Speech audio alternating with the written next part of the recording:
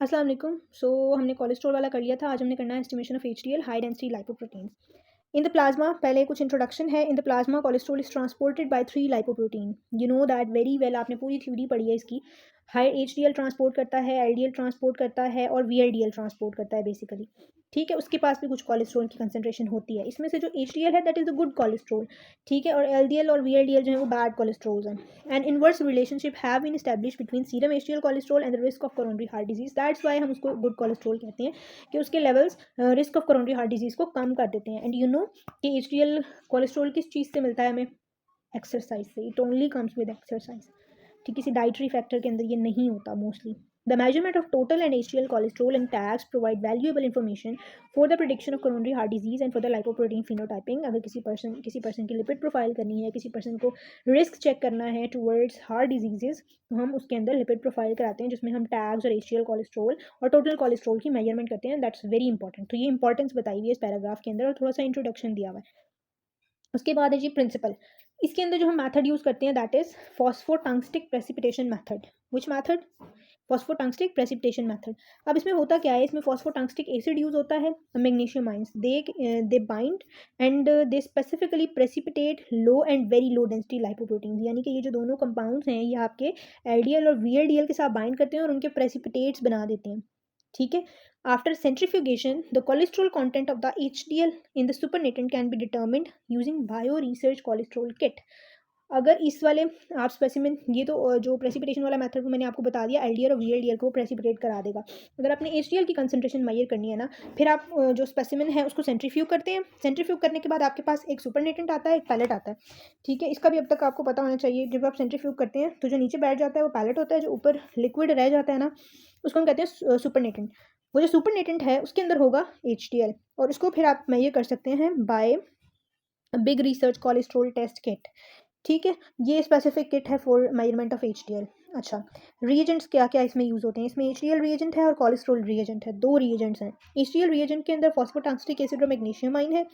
Cholesterol reagent के अंदर वही सारा कुछ है जो आपने कोलेस्ट्रॉल वाले प्रैक्टिकल के अंदर पढ़ा था। ठीक है, उसके बाद है जी स्पेसिमेन। आप सीरम हेपरनाइज्ड यानी हेपरिन वाला सीरम ले सकते हैं और ईडीटीए प्लाज्मा, सॉरी सीरम ले सकते हैं, हेपरनाइज्ड और ईडीटीए प्लाज्मा ले सकते हैं या नॉन हीमोलाइज्ड ब्लड भी ले सकते हैं। तीनों चीज़ें इसमें हैं। सेटिंग्स क्या आपने करनी है? 546 नैनोमीटर आपकी वेवलेंथ होगी, 1 सेंटीमीटर लाइट पाथ टेम्परेचर और आपने रिएजेंट ब्लैंक के अगेंस्ट मेजरमेंट करनी है। प्रोसीजर क्या है? थोड़ा सा डिफरेंट प्रोसीजर है इसका। आपने क्या करना है जी, जो आपका सैंपल है, स्पेसिमेन है, ब्लड सैंपल है, उसमें आपने 0.5 ml उसमें से सैंपल लेना है और उसके अंदर एक टेस्ट ट्यूब के अंदर, क्यूबिट के अंदर लेना है और उसके अंदर 1 ml ऑफ एचडीएल रिएजेंट डालना है। ये वाला जो हमने ऊपर पढ़ा ना, ये वाला एचडीएल रिएजेंट, ये उसके अंदर डाल देना है 1 ml। उसके बाद उसको मिक्स करना है और 10 मिनट के लिए उसको रख देना है। फिर आपने उसको 10 मिनट के लिए 4000 आरपीएम के ऊपर सेंट्रीफ्यूग करना है। सेंट्रीफ्यूग करने के बाद जैसे मैंने बताया सुपरनेटेंट के अंदर एचडीएल होता है, तो आपने वो सुपरनेटेंट एक और टेस्ट ट्यूब के अंदर अलहदा कर लेना है। प्रेसिपिटेट को नहीं डालना, ऊपर ऊपर से सुपरनेटेंट डाल देना है। ठीक है, अब उस स्टेप 2, टेक 2 क्यूबिट्स। अब आपने 2 क्यूबिट्स ली, उनको टेस्ट और ब्लैंक लेबल किया। इसमें कोई स्टैंडर्ड सोल्यूशन नहीं है। Take 100 microlitre distilled water and sample and put them in blank and test respectively. यानी आपने डिस्टिल्ड वाटर ब्लैंक में डालना है और सैंपल आपने डालना है टेस्ट क्यूबिट्स के अंदर। ठीक है, अभी इनके अंदर आपने इसके अलावा और कुछ भी नहीं डाला, कोई रिएजेंट नहीं डाला। ठीक है, add 1 ml of cholesterol reagent in both. अब आपने रिएजेंट डाला है 1 ml दोनों टेस्ट ट्यूब के अंदर, टेस्ट के अंदर भी और ब्लैंक के अंदर भी। फिर आपने उसको मिक्स करना है, 10 मिनट के लिए 37 डिग्री पर इंक्यूबेट करना है और फिर आपने मेजरमेंट करनी है एब्जॉर्बेंस की against reagent blank with in 30 minutes. ठीक है, पहले स्टेप में आपने अलग से एचडीएल वाला परफॉर्म किया और आपके पास सुपरनेटेंट आ गया। ठीक है, और दूसरे वाले के अंदर आपने ये सारा कुछ किया। अब कैलकुलेशन कैसे होगी? एचडीएल कोलेस्ट्रॉल की कंसंट्रेशन आपके पास कैसे आएगी? Absorbance into factor which is specific for every kit, ये आपने मल्टीप्लाई किया तो आपके पास एचडीएल कोलेस्ट्रॉल की कंसंट्रेशन आ जाएगी। ठीक है, अब बेसिकली आपके पास ये एब्जॉर्बेंस आई किसकी है? वो जो आपने सुपरनेटेंट लिया था ना। अब आपके पास जब आपने ये सैंपल डाला ना, this sample is basically that supernatant जो आपने टेस्ट वाली क्यूबिट में डालना है। ये सिंपल सैंपल नहीं है जो हमने इनिशियली लिया, ये सेंट्रीफ्यूग्ड सैंपल है जिसका हमने सुपरनेटेंट डालना है, क्योंकि उसी के अंदर HDL होगा। जब आप HDL डालेंगे उसके अंदर फिर हम कोलेस्ट्रॉल रिएजेंट डालते हैं, उसकी मेजरमेंट वो करता है, और फिर जो है वो आपके पास जो एब्जॉर्बेंस आती है उससे हम इस फैक्टर को मल्टीप्लाई करेंगे तो आपके पास HDL की कंसनट्रेशन आ जाएगी। ठीक है, इस तरह से ये प्रैक्टिकल थोड़ा सा डिफरेंट है बाकी प्रैक्टिकल से।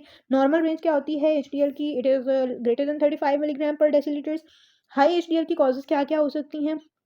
Regular exercise, genetics, healthy diet, और a diet high in fiber and omega-3 fatty acids found in fish can help elevate HDL levels, non-smoking lifestyle, weight management। ठीक है, और लो HDL की इसको उल्टा कर दें, जेनेटिक रीजंस लो में भी हो सकती हैं, सेडेंट्री लाइफस्टाइल लो कर देता है, unhealthy diet and smoking and weight obesity, ये सारा कुछ। ठीक है, उसके अगर आपने LDL और VLDL की वैल्यू निकालनी है तो फिर वो उसके लिए फॉर्मूलाज दिए हुए हैं कि आपके पास अगर टोटल कोलेस्ट्रॉल की वैल्यू है उसमें से tags divided by 5 minus HDL, यानी आपको टैग्स वाला प्रैक्टिकल भी परफॉर्म करना पड़ेगा, HDL वाला भी, कोलेस्ट्रॉल वाला भी, और फिर उनको इस फॉर्मूले में पुट करेंगे तो आपके पास LDL आ जाएगा।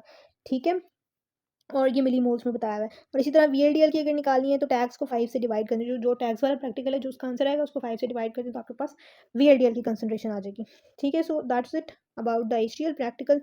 कोई बात नहीं समझ आई, इसमें मेथड का नाम पता होना चाहिए, मेथड में क्या तरीका यूज़ हुआ है। प्रिंसिपल इसका कुछ नहीं है, बस हमने प्रेसिपिटेशन बनाया है। वो जो प्रेसिपिटेट है आपका उसके अंदर LDL और VLDL होंगे जो हमें नहीं चाहिए। HDL आपका सुपरनेटेंट में होगा, वो हमें चाहिए है, हमने उसे मैयर करना है, तो हम उसी को एज सैंपल डालते हैं स्टेप 2 के अंदर। ये बेसिकली आपका प्रिंसिपल है जिसके अंदर हम फिर कोलेस्ट्रॉल रिएजेंट यूज़ करते हैं to measure HDL cholesterol levels. ठीक है, ये प्रिंसिपल था। बाकी हमने सारा एक्सप्लेन कर लिया। अगर इसमें कोई भी सवाल, कोई कन्फ्यूजन हो तो आप पूछ लीजिएगा कमेंट सेक्शन में, मैं ज़रूर इंशाल्लाह I will try to answer that. That's all about today. Thank you so much for watching. अल्लाह हाफ़िज़।